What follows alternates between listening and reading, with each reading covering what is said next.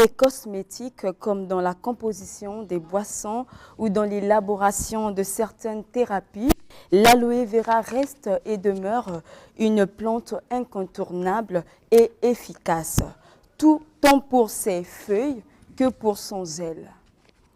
Mieux placé pour nous en parler, le phytothérapeute Auguste Balandamio nous en dira davantage justement pour ce qui en est des vertus de l'aloe vera. Bonjour Monsieur Balandamio. Bonjour la dame. Vous affirmez qu'il existe plus de 250 espèces d'aloe vera. Sont-elles toutes thérapeutiques? Ah oui, vous savez que l'aloe vera, comme vous avez fait connaissance, il y en a plus de 300, donc plus de 250. Et l'aloe vera est typiquement thérapeutique dans sa grande partie. D'accord. Alors, ici au Congo, êtes-vous en mesure de citer les types d'aloe vera disponibles? Vous savez, comme l'aloe vera, il y a deux grandes espèces qu'on peut retrouver sur le marché. On a l'aloe vera qu'on peut retrouver dans les pharmacies. Il y a l'aloe vera congolaise. L'aloe vera dans la pharmacie, c'est ce qu'on appelle l'aloe vera barbadentis. Donc, parce qu'elle détient beaucoup de gel. Tu vois? Donc, elle a beaucoup de gel. Et ça permet également aux pharmaciens et à tous ceux qui veulent à cultiver de le retrouver. Il y a un deuxième qui est l'aloe vera congolensis. C'est l'aloe vera qu'on pouvait retrouver dans les deux Congos. Hein, l'aloe vera là est saisonnière. C'est souvent pendant la saison de pluie.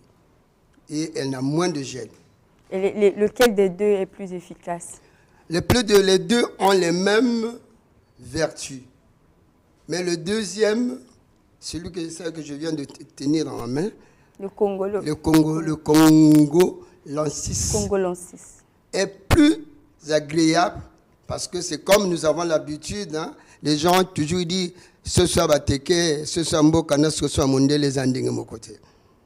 Mais la grande difficulté, c'est que parce que lorsque vous allez utiliser l'aloe vera du Congo, vous n'aurez pas assez de gel. Mais lorsque vous utilisez la deuxième, qui est souvent utilisée dans la plus grande partie à l'homme, a beaucoup de gel. Voilà la différence entre les deux. Qu'on peut retrouver plus au niveau du marché, que ce soit au niveau mondial, que ce soit au niveau de notre pays. Ah, d'accord, Monsieur Balandamio. Peut-on dire aujourd'hui qu'aucune maladie ne peut résister contre l'aloe vera? Et comment donc s'en procurer? Vous savez, l'aloe vera, comme nous voulons de le dire tout à l'heure, c'est un produit. C'est une plante magique. Une plante qu'on appelle plante d'immortalité. C'est une plante qui a beaucoup de vertus. Et dans ces vertus, on peut avoir, il est composé de vitamines, de sels minéraux, d'acides aminés, d'acides gras, d'antiseptiques, d'analgétiques. Il est composé de beaucoup de vertus. Et voilà pourquoi il est plus utilisé chez l'homme, parce que c'est un anti-inflammatoire. Et on peut citer beaucoup des exemples sur ça. Tel que vous pouvez l'utiliser quand vous allez sur un anti-inflammatoire. Dans le cas de rhumatisme, les gens peuvent l'utiliser. Dans le cadre antiseptique pour la peau, on peut également l'utiliser lorsque vous avez des blessures. Une blessure, lorsque vous avez des brûlures, il faut l'utiliser. Mais cela n'est pas utilisé à n'importe qui. Il faut vous approcher vers les conseillers. Je ne suis pas un agronome, mais en tant que phytothérapeute, quelqu'un qui utilise la plante en tant que médicament, je suis également conseiller pour vous donner des éléments viables pour vous en procurer et pour que vous puissiez arriver à faire un bon traitement avec. On peut le prendre par voie orale? Vous savez, je vous ai dit, c'est à 100. Il n'est pas toxique. Donc, il n'a pas de risque. Et la personne peut le prendre. Mais il faut également savoir que l'abus a toujours des conséquences en tant que médicament. Mais Alors, pour arriver sur ce point, l'aloe vera est souvent utilisée dans la composition de certains produits cosmétiques et même dans le traitement des maladies de la peau. Et cela se fait souvent par automédication. Est-ce que cela est sans danger? vous savez, l'automédication, on a toujours dit que l'automédication n'est pas bonne. Bien que nous avons, à nos jours, c'est vendu en cours de route, les gens parlent avec ça, mais il faut également avoir la connaissance appropriée de la plante que vous devez étudier. Voilà pourquoi demain, par exemple, l'université Denis Sassou Nguesso, la licence, ceux qui sont en licence M3, verra, c'est le cours que nous allons donner demain pour permettre à l'avenir et que les Congolais qui seront à fabriquer les phytoproduits arrivent à utiliser l'aloe vera pour une bonne éducation, pour permettre aux Congolais de mieux gérer l'aloe vera et non de rentrer dans l'automédication, dans tout ce qui concerne les plantes, que ce soit quelque genre de plantes, que ce soit les feuilles que vous allez utiliser demain. Mariam Ngouabi et Denis Sassou Nguesso, et non Mariam Ngouabi, Denis Sassou Nguesso aujourd'hui est en honneur d'avoir une des disciplines qu'on parle de la fabrication de phytoproduits. Donc demain, c'est notre cours sur l'aloe vera. Et pour ceux qui ne seront pas à ce cours sur l'aloe vera, peut-être ceux qui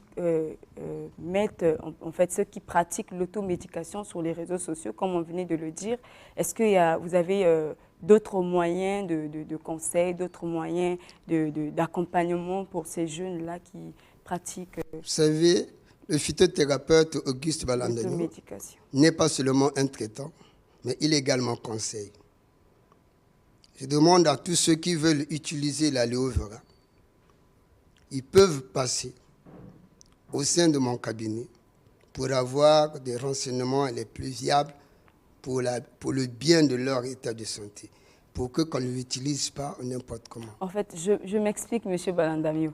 Est-ce que vous, en tant que phytothérapeute ou vos collègues phytothérapeutes, vous essayez d'organiser des séminaires ou des colloques pour accompagner ceux qui utilisent les plantes telles que l'aloe vera de manière dans l'automédication? Vous savez, dans l'automédication, et ça ce n'est pas mal de moi, il y a aujourd'hui des ministères qui sont là, le ministère de l'Agriculture, le ministère de Eaux et Forêts, les petites et moyennes entreprises, le ministère de la Santé, le MES également, dans le cas de bien-être, peut également demander à ceux qui ont cette connaissance de exposer et pour que les Congolais puissent avoir une connaissance plus fiable. Même pour ceux qui veulent, ils peuvent s'approcher auprès de moi.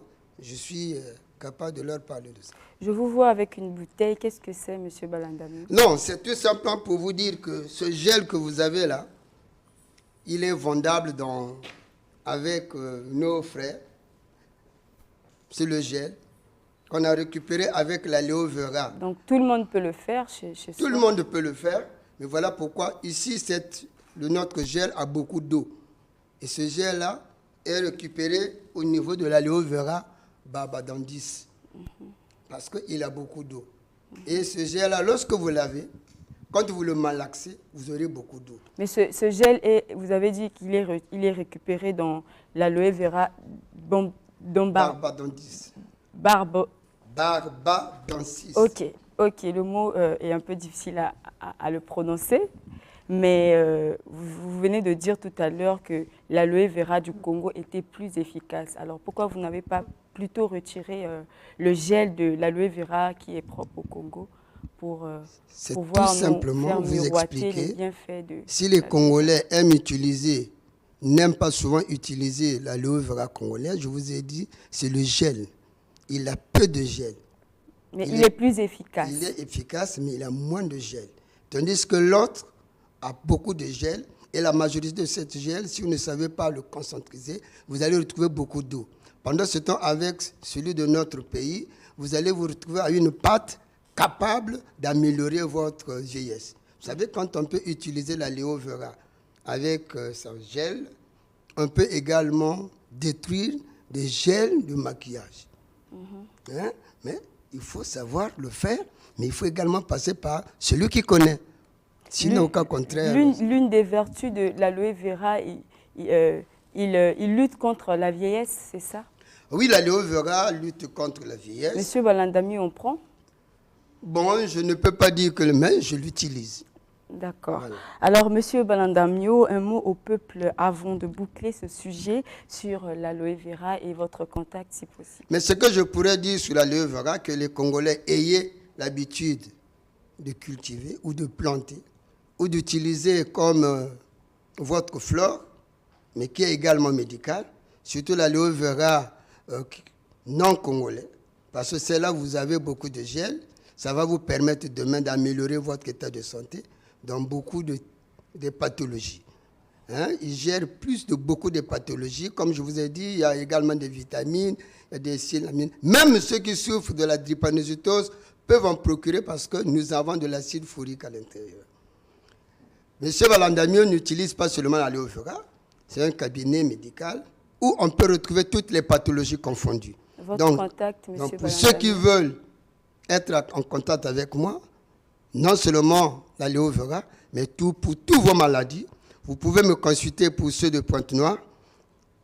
Vous appelez au 06 le 913 01 55.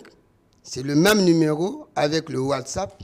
Et pour ceux qui sont à Brazzaville, je suis à l'arrêt pharmacie de Mokondo, sur le Godon. Vous pouvez me consulter avec mon WhatsApp, le 05, le 526 15 07, 05 526 15 07, ou vous utilisez le populaire, qui est le 06 695 35 20, 06 695 35 20, pour toute votre pathologie, vos maladies confondues. Je suis disponible de vous donner une solution dans notre traitement. Merci de nous avoir suivis, chers téléspectateurs. Studio 210 continue.